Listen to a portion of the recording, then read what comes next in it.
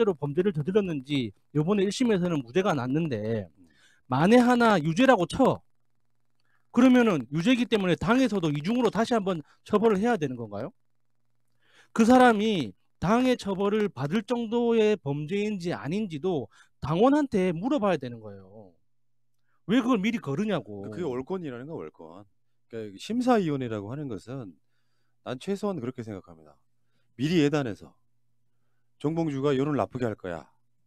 뭐 그러면서 계속 언론들이 그러니까 이게 아직도 이런 거 있잖아요. 민주당이 바꿔야 될 대표적인 거. 출근하면 조선일보, 동아일보, 중앙일보를 놓고 보는 거예요. 이게 문제예요.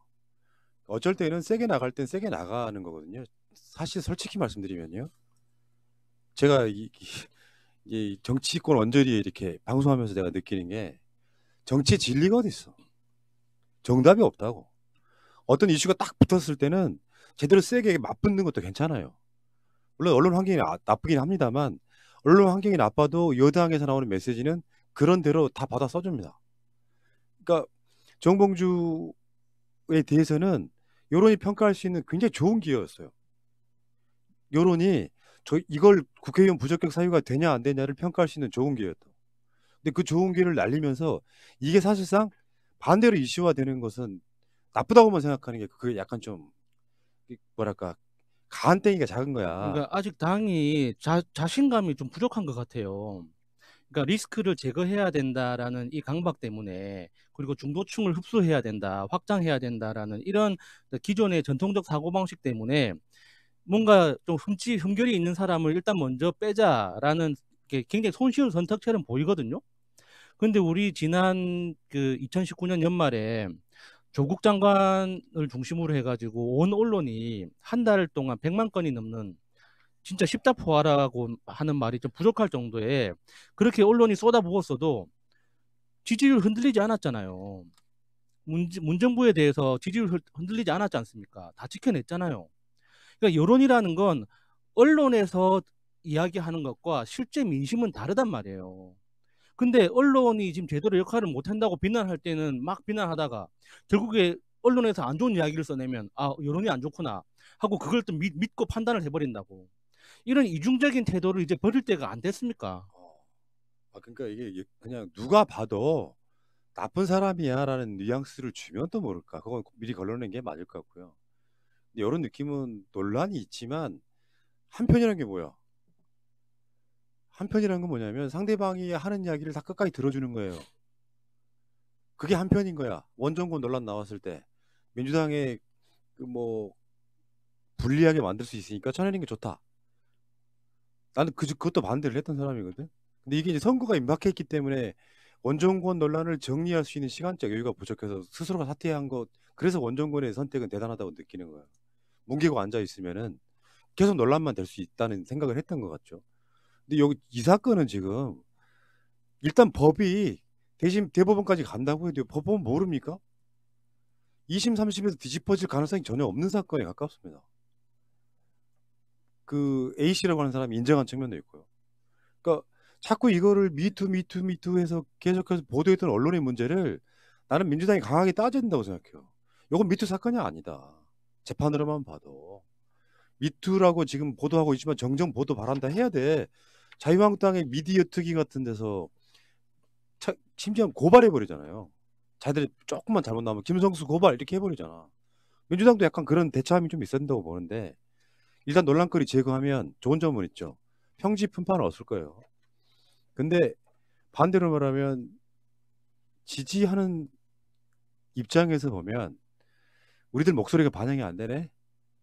그 공천을 하는 게 아니라고 다시 누누이 말하잖아요. 경선에 나갈 수 있게 해달라는 난 그런 선택은 나쁘지 않다고 보거든요. 그러니까 오죽했으면 그런 생각이 나온 거야. 경선에 나가면 정봉주 후보가 이기는 걸로 나오나? 그건 알 수 그런 없죠. 생각이 문득 드는 거예요. 아니, 내가 봤을 때 여론조사는 돌려볼 수 있는 거잖아요. 근데 정봉주 의원이 이 금태섭을 이기는 걸로 나온다면 민주당 입장에서는 셈법이 굉장히 복잡해지죠. 본선에까지 나가게 된다면 그걸로 분명히 조중동이 거기에 이슈화 시키려고 할 텐데라는 생각을 할 텐데 그럼 그 사이 준비하고 경선 나가고 난 그 과정에서 사실을 지켜서 설명을 하면 되는 거잖아요. 가장 공색해서 그게 판결문을 보면 뭐 그러니까 뉘앙스는 그렇게 설명을 해요. 거기 공간에 있는 분이. 판결문을 보면 억울한 점이 있다. 그러니까 거의 완벽하게 클리어 됐다고 볼 수 있는데 문제는 이미지다. 그 이미지를 바꿔주는 것도 당연히 해야지. 지지자들하고 함께 잘못된 거라고. 자, 됐고요. 지금 그 이야기는 너무 길게 하는 건 아닌 것 같고요. 어쨌건 정봉주 의원이 뭐 곧 뭐 입장 표명을 할 것 같으니까 거기에 대해서 한번 들어보고, 다만 제가 한번 물어본 적이 있어요. 농으로 한 말이었죠. 이거 좀 너무 억울하다. 무소속 나갈 생각 없어요. 그랬더니 딱 한마디 하시더라고요. 그러면 정치 생명 끝납니다. 그러니까 그런 식의 선택 안 합니다. 여러분들.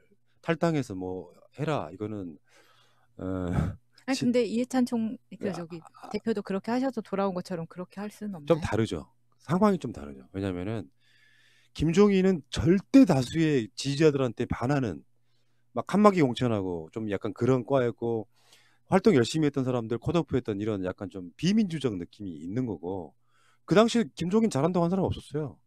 그러니까 심력적 우리 편이 아니었던 거고, 지금 이해찬 대표로 상징되는 민주당은 잘하고 있는 측면이 있잖아요. 그러니까 상황은 굉장히 꽤 많이 다를 거라고 보고, 어, 현실적으로 그런 리스크를 짊어지는 순간 또 조중동이 갈아치기가 끼어드는 측면이 있어가지고 그런 선택 안 할 거라고 보고요. 그러니까 이 민주당 지도부나 공천하는 쪽이 악이면 그렇게 살아 돌아올 수 있는데, 악이라고 보긴 좀 어려운 측면, 뭐 일개 개인 한두 명을 갖고 무소속으로 나가긴 좀 어렵지 않을까 생각을 해보는데, 일단 뭐 어떤 결정을 하시든 간에, 예. 그러면 우리가 곤란해지잖아요. 잘 생각해봐요. 무소속으로 나가면 결국 민주당을 비판을 해야 되는데, 나는 사실 그러고 싶은 생각도 없거든요. 그러니까 그 과정에서 생기는 어떤 여러 가지 튀는 논란거리들을 잘 풀어서 이렇게 지지자가 흩어지지 않게 하는 게 제 목적이기 때문에, 거기다 대놓고 정봉주 의원이 나가면 정봉주 나쁜 놈, 정봉주 의원이 탈락하면 민주당 나쁜 놈, 이렇게 하기 좀 힘들어요. 그러니까 전반적인 상황을 다 이해하다 보면 어떤 경우에 그런 경우 있잖아요. 이쪽도 이해가 되는데 이쪽도 이해가 되는 거. 나는 그런 지점으로 지금 스탠스를 유지하고 싶어요. 자, 근데 문제는 여기서 진짜 나쁜 놈은 난 진중권이라고 봅니다. 진중권은 좀 진짜 이해가 안 되는. 그러니까 정봉주는 위험한 사고방식을 갖고 있고, 정치 절대 정치인 돼서는 안 되고, 그때 그 지상파 방송 동원해서 알리바이 조작했다는 말은 그게 블랙하우스 얘기하는 거죠. 네. 김어준의 블랙하우스. 정봉주는 더 큰 거짓말로 할 사람이다. 이렇게 아주 악감정을 실어가지고 거의 저주에 가까운 이야기를 하고 있네요, 지금.